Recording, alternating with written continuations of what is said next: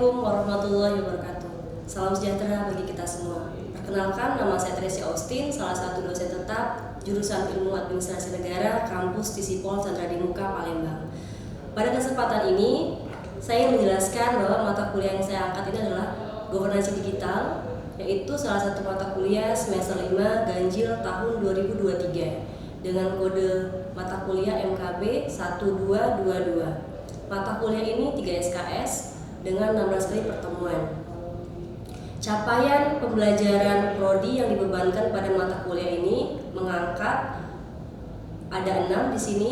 Salah satunya adalah capaian sikap tata nilai, yaitu bertakwa kepada Tuhan Yang Maha Esa dan mampu menunjukkan sikap. Yang kedua, sikap tata nilai menjunjung tinggi kemanusiaan dalam menjalankan tugas berdasarkan agama, moral, dan etika. Lalu capaian kemampuan dalam ilmu pengetahuan 1, yaitu konsep teoritis administrasi organisasi, birokrasi, kebijakan publik, pelayanan publik, perilaku organisasi, keuangan negara, reformasi administrasi, dan governansi publik secara mendalam. Capaian kemampuan ilmu pengetahuan 5, prinsip-prinsip dan teknik komunikasi persuasif baik lisan maupun tulisan.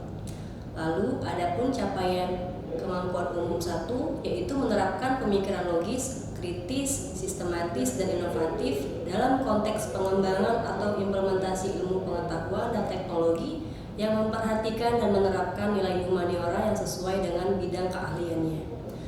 Capaian kemampuan umum 9, mampu mendokumentasikan, menyimpan, mengamankan, dan menemukan kembali data untuk menjamin kesahihan dan mencegah plagiasi. Dan capaian kemampuan khususnya yang keempat, yaitu mengusulkan ide atau gagasan reformasi, kebijakan, dan manajemen pelayanan publik. Dari capaian itu, saya mengambil CPMK-nya ada 3, diantaranya 1, mahasiswa memahami konsep government. Yang kedua, CPMK 2, mahasiswa menganalisis prinsip-prinsip dasar digital government. Yang ketiga, mahasiswa menganalisis implementasi e-government di pemerintahan. Dari CPMK tersebut, saya buat menjadi 9 sub CPMK, yang mana diantaranya terbagi 3 semua. Dari CPMK 1 terbagi 3, yaitu pertama, mahasiswa menjelaskan ruang lingkup governance. Yang kedua, mahasiswa menguraikan konsep good governance. Yang ketiga, mahasiswa menguraikan model e-government. CPMK 2 terbagi 3 lagi, yaitu pertama, mahasiswa menganalisis dengan baik tentang prinsip-prinsip dasar digital government. Kedua, mahasiswa menguraikan kinerja organisasi publik. Ketiga, mahasiswa menguraikan ukuran-ukuran dalam menilai tingkat digitalisasi dalam sektor publik. CPMK 3 terbagi menjadi 3. Yang pertama, mahasiswa menganalisis model partisipasi masyarakat. Yang kedua, mahasiswa menguraikan Information and Communication Technology atau kita kenal sebagai ICT. Dan terakhir, mahasiswa menguraikan inovasi pelayanan publik. Deskripsi singkat mata kuliah ini, yaitu mata kuliah ini didesain untuk memberikan pemahaman tentang digital governance baik dari aspek teoritis maupun empiris. Selain itu, mata kuliah ini didesain untuk memberikan dasar-dasar teknis bagi mahasiswa dalam menciptakan dan mengoperasikan aplikasi teknologi informasi pemerintahan. Nah, setelah menempuh mata kuliah ini, mahasiswa itu mampu memahami dasar-dasar teoritik tentang digital governance. Dan bahan kajian pada mata pembelajarannya saya berikan di sini ada 9. Yang pertama, konsep e-government dan e-governance. Yang kedua, perkembangan e-government. Yang ketiga, mengetahui prinsip-prinsip dasar digital governance. Yang keempat, implementasi e-government dalam pelayanan publik dan pemerintahan. Yang kelima, kinerja organisasi publik. Yang keenam, kinerja partisipasi masyarakat. Yang ketujuh, dampak digital governance terhadap partisipasi masyarakat. Yang kedelapan, information and communication technology dan apportionment. Dan terakhir, studi kasus penerapan e-gov atau inovasi pelayanan publik. Daftar pustaka di sini ada utama dan juga pelengkap ya. Yang utama saya gunakan 9 buku, dan yang pendukung atau pelengkap ini saya gunakan 7 artikel atau jurnal. Adapun dari masing-masing utama dan pendukung itu menggunakan tahun dari 2000 ke atas. Mata kuliah prasyaratnya tidak ada, jadi di sini dikosongkan. Nah, metode pembelajaran ini dalam mata kuliah governance digital itu ada 6. Yang sering saya gunakan adalah contextual learning, yang kedua adalah perception student, yang ketiga small group discussion, yang keempat case method learning, yang kelima adalah problem based learning, dan terakhir adalah self direct learning. Demikianlah informasi yang bisa saya sampaikan terkait mata kuliah governance digital 3 SKS. Berikut cuplikan perkuliahan yang saya lakukan secara tatap muka di ruang kelas. Selamat menyaksikan. Oke, assalamualaikum, selamat siang. Siang. Nah, ini mata kuliah governance digital ya. Baca apa kelasnya? Saya. Agus ya. Ya. Agus, ini siapa aja yang hadir teman-teman kamu? Coba presentasi dulu ya kita ya. Iya, Bu. Ini Bu. Ya. Kan sudah absensi Bu. Ya. Dari 11 mahasiswa, yang 6 sudah hadir. Oke. Dan 2 lagi jalan, 3 tidak bisa mengikuti panjangan hari ini. Kenapa? Dikarenakan ada halangan, ada yang sakit. Mau sakit. Oke, kalau begitu kita sebelum perkuliahan dimulai ya, kita berdoa dulu ya. Oke, berdoa dimulai. Berdoa selesai. Oke, hari ini pertemuan keberapa? Ketiga. Tiga ya? Iya. Benar ya ini ya. Pertemuan kemarin ada yang tahu kita bahas apa? Governance ya. Nah, jadi sebelum kita ke ranah materi ketiga ini, saya pengen tanya terkait mata kuliah kita. Ini kemarin kita bahas terkait konsep ya. Nah, sekarang apa nih? Coba ada yang tahu nggak? Coba Nadia, bisa nggak? Pengertian dari governance digital. Iya. Menurut saya pengertian dari governance digital itu merupakan penggunaan teknologi informasi oleh pemerintah untuk melakukan dan menyebarkan informasi baik pelayanan maupun kegiatan bisnis maupun yang berhubungan dengan pemerintah kepada warganya. Oke, bagus. Jadi yang pasti kalian paham dulu ya terkait konsep ya sebelum lebih jauh. Nah, ini kan kita bahas di pertemuan kedua lewat Zoom ya kemarin ya.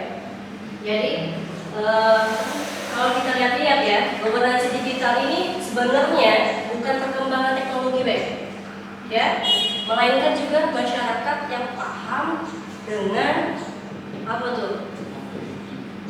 Apa itu ininya, isinya, ya? Kita ini sebagai masyarakat digital ya. Kalau perkembangan teknologi tapi nggak bisa digunakan kan percuma, ya. Oke, ini kita bahas yang minggu kemarin ya. Saya pikir nggak usah lagi pertanyaan sebelum kita mulai selanjutnya. Menurut kalian, siapakah yang mendorong proses digitalisasi di Indonesia ya? Coba. Yo, pemerintah. Pemerintah. Pilihannya 3. Coba. Menurut kalian di Palembang, yang mendorong kita digitalisasi itu apa? Dari COVID-19 yang kemarin pandemi. Ya, karena pandemi. Karena sejak saat itu kita sudah mulai memberikan pengertian ke masyarakat untuk upload lewat WhatsApp dulu. Nggak usah jauh-jauh, WhatsApp dulu ya. Sudah digital tuh. Dari yang mulai HP bisa jadi Nokia yang nggak ada kamera, tiba-tiba jadi Android, ya kan? Apalagi tuh sudah pembayaran lewat Pertamina. Sudah belum kalian? Lewat Pertamina itu aplikasi. Iya, lewat Pertamina. Sudah belum? Iya, belum pernah coba ya? Sudah pernah coba ya? Sudah pernah coba. Katanya takut meledak, nggak meledak ya? Oke, jadi benar ya, Nadia ya, COVID-19 itu kalau di Indonesia atau di Palembang, maksud Indonesia, di Palembang itu merupakan pendorong utama, ya, karena masyarakat kita ini lebih ke mana ya, ke masyarakat madani yang masih harus belajar terus ya, jadi harus didorong dulu. Nah, ada lagi pertanyaan kedua, apa saja manfaat Coba. Manfaat dari e-government itu ada meningkatkan transparansi dan akuntabilitas publik. Ya. Selain itu juga dapat mengurangi biaya administrasi hingga kemudahan dalam penggunaannya. Oke, benar ya. Nggak tahu ya kamu ya. Nah, sekarang nanti ini kita bahas ya. Nanti di materi udah banyak ya. Tapi ada nggak satu aja masalah yang kita hadapi di dalam ranah governance? Ya, Terima kasih Bu. Kalau tantangan itu dalam menjalani governance ini, salah satunya dari sumber daya manusianya dan juga sarana-prasarana seperti digitalisasinya. Masalahnya pasti sarananya ya. Ini masalahnya karena SDM selalu ya kalau kita sebutin di kemarin juga sama. Terkadang kalau governance itu utamanya di SDM juga. Kalau misalnya banyak sarananya udah lengkap, kalau masyarakatnya juga sama aja nggak transparansi ya, sama aja kan ya. Benar SDM ya. Nah, jadi di sini ada 3 ya. Ini sebenarnya sudah mata kuliah kapan kan? Kebijakan publik juga dipelajari ini, keuangan publik ya kan, ekonomi publik ya. Di sini nih ya ada pemerintahan ya, ada civil society ini kita ya, posisi kita di sini ya sebagai citizen ya, masyarakat yang digital society ya. Terus di sini ada yang namanya media ya. Media ini merupakan salah satu tempat informasi berjalan ya kan. Tapi yang maksudnya saya mau SDM ya, sumber manusia ya. Jadi di sini ada nggak kaitannya? Ada. Itulah nanti kita bahas ya, stakeholders, shareholders ya. Jadi masyarakat, maksudnya aktornya ini jaringan aktor ya. Kita bahas ini adalah jaringan aktor. Ini nggak mungkin berjalan dengan satu orang aja. Pemerintah itu nggak mungkin. Ada jalan, ada gedung ya kan, ada satelit ya. Itu harus berjalan 3-3-nya ya. Jadi kalau misalnya orang beranggapan pemerintah yang salah, nggak bisa ya. Pemerintah terus yang salah ya. Jadi nggak bisa ya, perlu ada kerjasama atau koordinasi bersama. Oke, ini kita lewatin ya, karena sama aja nih pemerintah sudah jadi dunia usaha. Oke, ini bahas sedikit karena kita terkait pelayanan. Kita ini kan kalau e-government ini kan semuanya rata-rata pelayanan ya. Nah, ini salah satunya adalah pelayanan. Pemberdayaan ini nggak semuanya juga pakai internet ya. Nggak semua, malah terjun langsung kan ya, apalagi kami sebagai dosen itu diutamakan terjun langsung. Nah, lewatin ya, nanti kalau teori-teori ini kalian bisa baca sendiri di buku ya. Oke. Nah, jadi gini, ada yang namanya accountable. Makanya kemarin kita bahas good governance. Sekarang ya, masih inget nggak terkait good governance? Coba salah satunya ya aspeknya, prinsip-prinsipnya itu banyak, ada 10 ya. Satunya apa aja? 1, transparansi ya, nanti kita bahas ya transparansi. 2, akuntabilitas, oke, bertanggung jawab. Terus apa lagi yang kamu tahu? Responsif. Mesti responsif ya itu ya, mesti responsif ya. Responsif itu berarti dia harus tanggap kan. Tidak mungkin kalau misalnya di rumah sakit kalian megang BPJS atau apa, terus tiba-tiba perawatnya nggak melayani, itu nggak mungkin ya. Nanti kan viral di media. Nah, benar ya. Oke, nah ini nanti kalian baca aja ya di buku ajar kita di siswa. Udah bisa nanti ya, kita buka siswa aja nanti. Oke. Jadi ini ada 2 arti, sempit dan luas. Ini sudah masuk kategori konsep ya.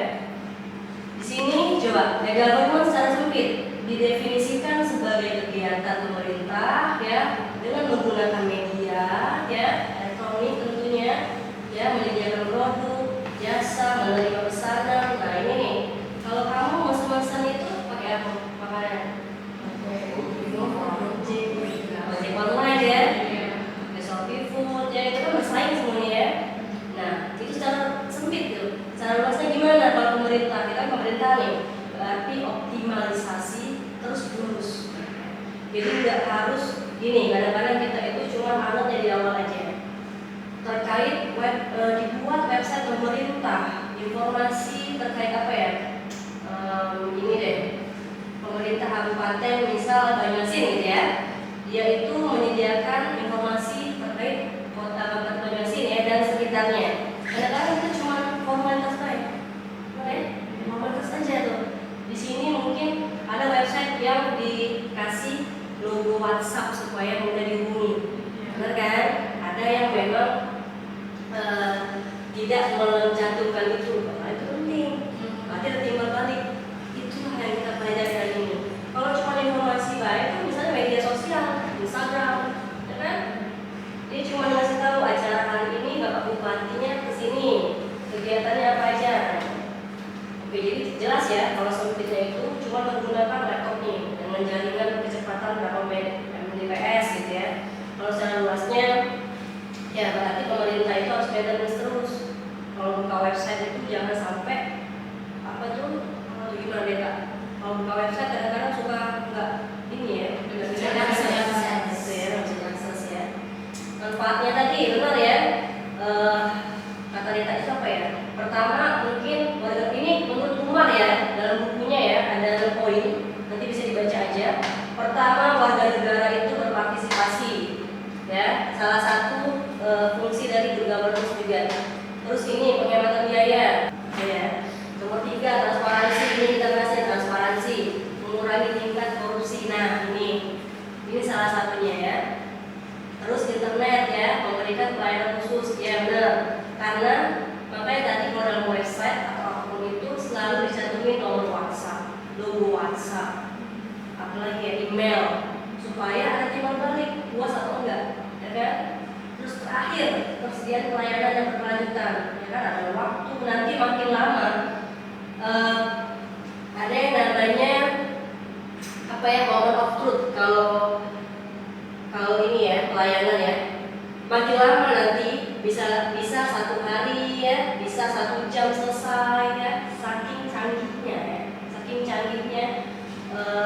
internet ya atau teknologi ya. Oke, ini udah banyak ya saya cantumkan, sama saja ya. Intinya adalah efisiensi dan efektivitas, itulah kuncinya ya. Sekian banyak tadi cuma 2 itulah. Berarti untuk efisiensi dan efektivitas. Oke, ini beberapa aspek ya terkait pemerintahan juga, kepemimpinan. Makanya belajarnya kepemimpinan semester berapa? Leadership.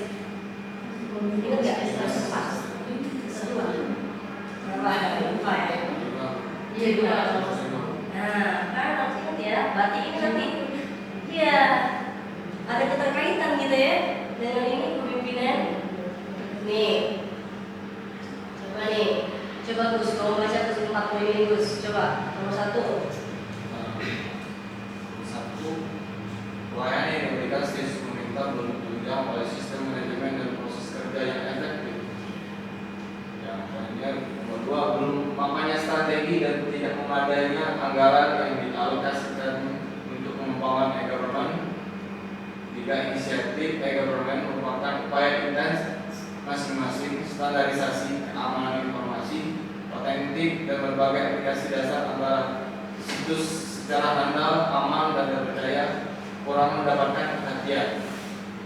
Dan terakhir, kesenjangan kemampuan masyarakat untuk mengakses jaringan internet sehingga penerapan e-government di Indonesia masih ada kesan lambat dan muncul banyak masalah. Ya, yang 4 poin ini terjadinya di Indonesia ya. Negara lain mungkin beda lagi ya. Tapi kalau kalian lihat di sini berarti sarana prasarana masih ya. Makanya kan kita ini butuh jaringan. Jaringan itu kita ini berbeda sama negara lain. Kita ini kan berapa kepulauan ya, berapa provinsi ya, butuh effort ya mau ke desa itu sejauh-jauh. Misal dari Sumatera Selatan ke daerah pecahan Banyuasin itu kan jauh ya. Jalannya masih jalan kabupaten ya, jalannya bukan yang kalian tapi mungkin jalannya merah juga bisa tuh ya, masih merah ya. Nah tadi sudah disebutin oleh Agus ya. Tapi dari 4 poin ini ya sebenarnya itu budaya juga sama ya, kultur ya. Kadang-kadang kalian tuh keenakan ya. Kita pakai siswa kan? Kamu udah pakai siswa ya? Siswa kan? Itu kan bukan kalian aja sebagai mahasiswa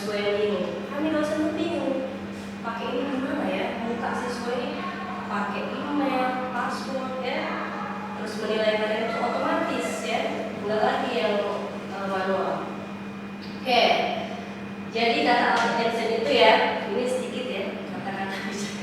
Person who never made a mistake never tried anything new. Bener ya? Bener nggak? Nah, jadi buat salah dulu. Kadang-kadang baru punya pengalaman. Itu ya. Ini intermezzo aja ya, supaya kalian semangat ya. Masih nggak ada? Ini kita jam 1 kan? Ini jelas yang ini sedikit ya, tapi harus kita buat semangat dulu. Oke. Nanti ini kan banyak kan teori ya. Teori ini kalian baca aja ya. Nanti saya kasih materinya lewat siswa aja ya. Ini ada 5 tahapan. Kita masih banyak. Nah ini yang paling penting. Ada 4 poin. 4 ini nanti kita bahas dulu ya. Ada government to citizen ya. Ada apa lagi? Ada government to employees. Nah ini pertama. Ini merupakan pelayanan pemerintah ke masyarakat. Contohnya kok. Saya baca ini sudah teori. Contoh pelayanan masyarakat ke pemerintah ke masyarakat tapi lewat website atau lewat pelayanan sehari-hari. Oh misalnya kamu naik motor kan? Naik motor bayar kan? Aja. Ya. KTP pakai apa sekarang? Ada nggak KTP? Ada. Sudah kan? Inilah contohnya. Contoh government to citizen. Oke? Oke? Ya, intinya itu contohnya dulu ya. Terus apa lagi? Government to employees. Coba. Apa tuh? Contohnya dari pemerintah ke pegawai, bukan pemerintah ke pegawai. Misal dari sisi Polri ke pegawai kami ada yang namanya website. Ya, website Sister BKD misalnya. Sister BKD ini dibuka oleh seluruh dosen di wilayah L2 Dikti 2 misalnya. Ada wilayah-wilayahnya.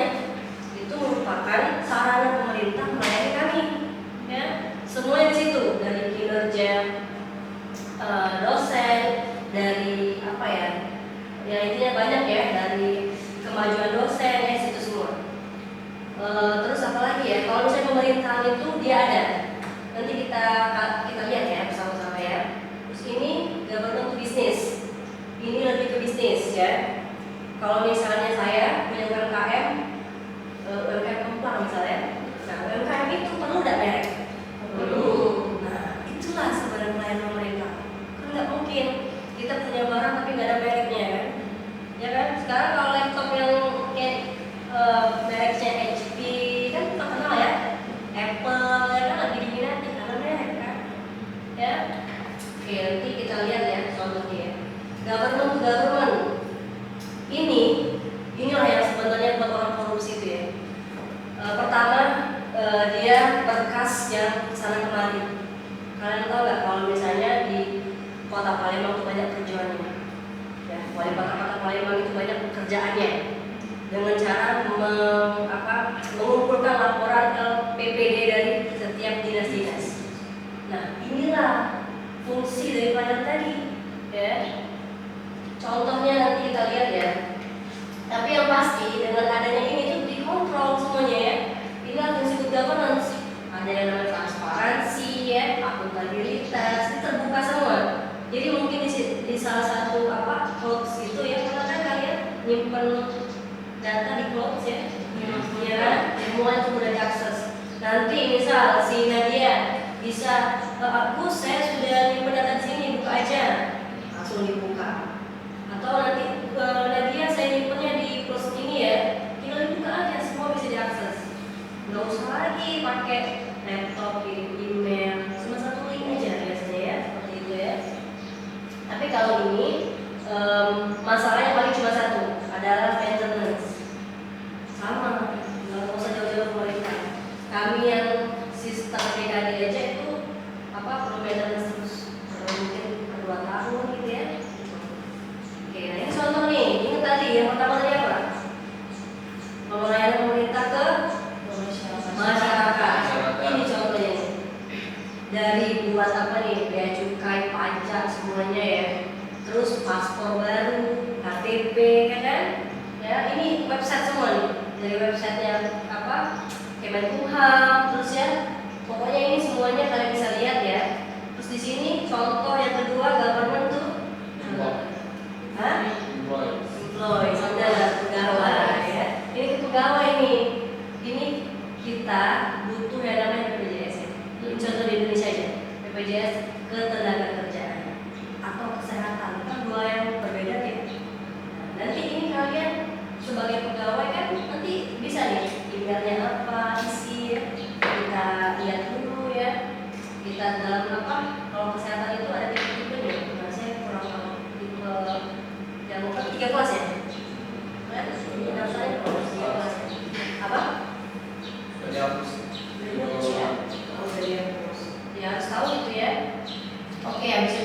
belajar. Ini contoh apa tadi? Governance to bisnis. Ini kalau ada yang punya bisnis Nadia ya. Apa kemarin Nadia? UMKM kemarin? Ada mochi sama teh. Ini Yolanda teh ya? Iya. Bersama. Nah, oke. Jadi di sini ada contohnya ya. Kalau misalnya buka aja Kemenkumham. Itu semuanya ada loh. Coba buka dulu di handphonenya. Bukanya gini daftar hak paten. Buka aja dulu. Daftar hak paten. Oke, sambilan ya. Sambil kalian buka. Siap. Habis itu apa lagi nih? Contoh yang keempat. Ini pemerintah ke pemerintah. Ya. Jadi 4 poin ini harus diingat ya. Ini minggu ketiga. Cuman masalah pengertian ya, tadi hambatan ya, manfaat ya, tujuan manfaat, dan ini merupakan contoh-contohnya. Ya, ini 4 ini adalah model e-government yang jangan sampai lupa. Oke. Terus kita tahunya itu terkait sama transparansi ya. Ya, transparansi ini nggak jauh dengan demokrasi ya. Ya, demokrasi ini salah satunya yang saya bahas adalah electronic voting. Nanti kalau dalam pemerintah itu yang namanya Survei Indonesia. Ya, lembaga Survei Indonesia ya. Nah, itulah gunanya. Ya. Kita harus tahu tuh elektronik itu bukan cuma perkembangan iPhone 15 ya. Ada sampai di mana ya? iPhone berapa nih? 15, 12. Nah, berapa kayak gitu? Tahu ya. Dan jangan sampai itu ya. Itu cuma perkembangan teknologi. Tapi kita harus tahu manfaatnya itu apa. Kalau misalnya berkembang tapi masalahnya kameranya itu yang bagus, beli kamera. Ya, jadi ini ya. Nanti kalian baca aja, saya share ya. Demokrasi ini yang pasti karena menyangkut informasi, jadi masyarakat itu harus berfungsi sebagai penyampai informasi yang mana yang tidak hoax. Inilah, ini kan ada nih ya, boleh demokrasi ya, tapi tidak boleh menyampaikan yang hoax, ya. Oke, komunikasi politik, artikulasi, agregasi ya, sesuai dengan data, makanya dibuat MSI ya, lembaga survei, nggak sembarangan ya. Oke, terima kasih banyak ya buat rekan-rekan mahasiswa. Saya akhirin ya. Assalamualaikum warahmatullahi wabarakatuh. Waalaikumsalam warahmatullahi wabarakatuh. Demikian deskripsi singkat serta proses pembelajaran dari mata kuliah Governansi Digital yang saya ampuh di jurusan Ilmu Administrasi Negara Strata 1 Kampus Tisipol Chandra di Muka Palembang. Saya mengucapkan terima kasih kepada seluruh tim penilai dan tim panitia Serdos tahun 2023, Kemenristek Dikti, rekan sejawat dosen dan juga mahasiswa. Saya akhiri, assalamualaikum warahmatullahi wabarakatuh.